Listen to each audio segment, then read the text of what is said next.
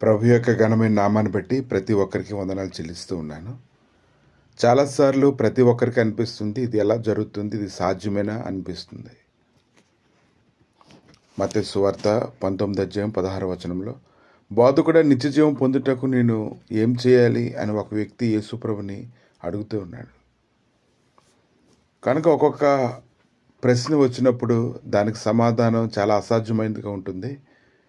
అసాధ్యమైనటువంటిది ఎలా తమ జీవితంలో నెరవేర్చబడుతుందని చాలామంది ఆలోచన చేస్తూ ఉంటారు.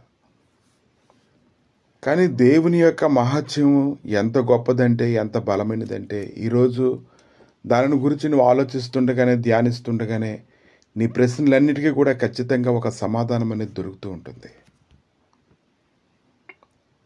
కనుక ఈరోజు మనం గుర్తించాలి, ఆయన యొక్క మహత్యాన్ని గురించి ఆయన సన్నిధిలో ప్రార్థన చేస్తూ ఉన్నప్పుడు, ఆయన నడిపిస్తున్నటువంటి విధానాన్ని జ్ఞాపకం చేసుకున్నప్పుడు, ఇంతవరకు నీ జీవితంలో ఆయన చేసినటువంటి ప్రతి మేలుని గురించి ఆలోచన చేస్తూ ఉన్నప్పుడు చాలా అద్భుతంగా అనిపిస్తూ ఉంటుంది. నిజానికి మనం ధ్యానిస్తూ ఉన్నప్పుడే, వీటన్నిటిని ధ్యానిస్తూ ఉన్నప్పుడే మన ప్రతి ప్రశ్నకు కూడా సమాధానం అనేది దొరుకుతూ ఉంటుంది. దావీదైతే తన తల్లి గర్భంలో ఉన్నప్పుడు తను ఎలా వచ్చాడో, తన ఎలా తల్లి గర్భంలో ఎదుగుతూ ఉన్నాడో, తన ప్రతి అవయవము కూడా రహస్యంలో పుట్టినప్పుడు తన ఎముకలు ఎలాగ రూపొందించబడ్డాయో వాటన్నిటి గురించి కూడా అతడు ఎంతగానో దేవుని స్తుతిస్తూ ఉన్నాడు.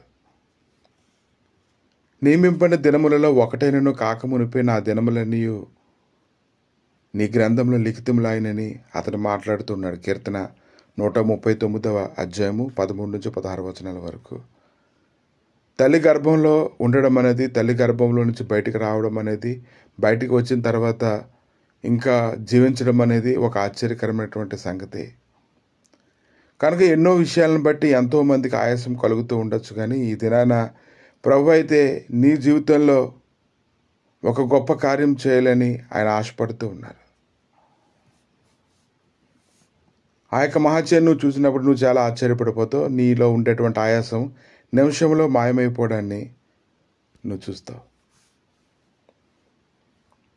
బోధకుడా నిత్యజీవం పొందుటకు నేనేం చేయాలి అని ఒక మనుషుడు అడుగుతూ ఉన్నాడు. కానీ ఈరోజు నీ హృదయంలో ఉన్నటువంటి ఆయాసం అంతా పోవాలంటే నువ్వేం చేయాలి? ఆయన చేసినటువంటి కార్యాలను నువ్వు ధ్యానించడం మొదలు పెట్టాలి. ఎప్పుడైతే ఆయన కార్యాలను నువ్వు ధ్యానించడం మొదలు పెడతావో, ఆయనకి నీ ఎట్లా ఎటువంటి సంకల్పం అయితే ఉందో ఆ సంకల్పం అంతా నెరవేర్చబడడం నువ్వు చూస్తావు. ఆయన సంకల్పంలో ఎప్పుడు కూడా మార్పు లేదు, ఆయనలో కూడా మార్పు లేదు. ఆయన కార్యాలు నిరాటంకంగా జరుగుతూనే ఉంటాయి. కానీ మన ప్రశ్నలకి సమాధానం పొందుకోవడానికి మనకు ఆయాస్కరంగా ఉండొచ్చు. కానీ నీ ఆయాసం అంతటినీ తీసివేసినటువంటి దేవుడు ఈరోజు నీతో ఉన్నాడు. కనుక ఆయన చెప్పాడు, ఆదికాండం 1:28 మీరు ఫలించి అభివృద్ధి పొంది విస్తరించి భూమిని నిండించి దాన్ని లోపరుచుకొనిటి, సముద్రపు చేపలను ఆకాశ పక్షులను భూమి మీద ప్రాకు ప్రతి జీవిని ఏలుడని దేవుడు వారితో చెప్పాను.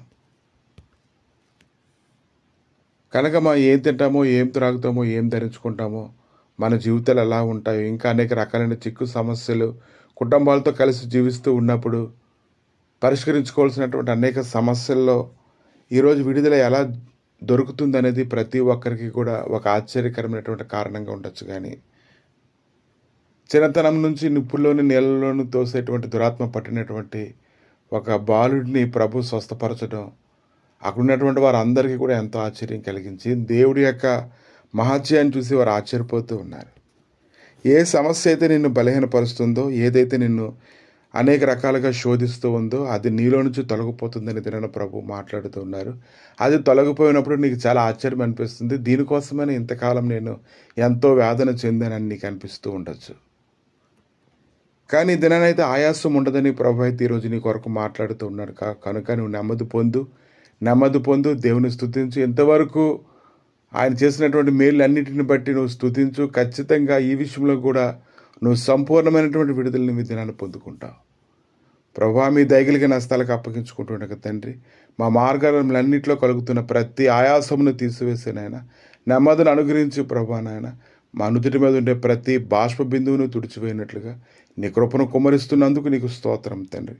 నీ సన్నిధి సమాధానం ఇంకనూ నాయన మా బయట కుమరింపజేసి అనేక విషయంలో గ్రహింపును అనుగ్రహించి ప్రతి దినమునకు కావాల్సినటువంటి కృపను ముందుగానే దయచేసి మమ్మల్ని బలపరచమని స్థిరపరచమని మీరే మహిమగంత ప్రభావాలు పొందమని యేసుక్రీస్తు నామములు అడిగి వేడుకుంటున్నాము తండ్రి.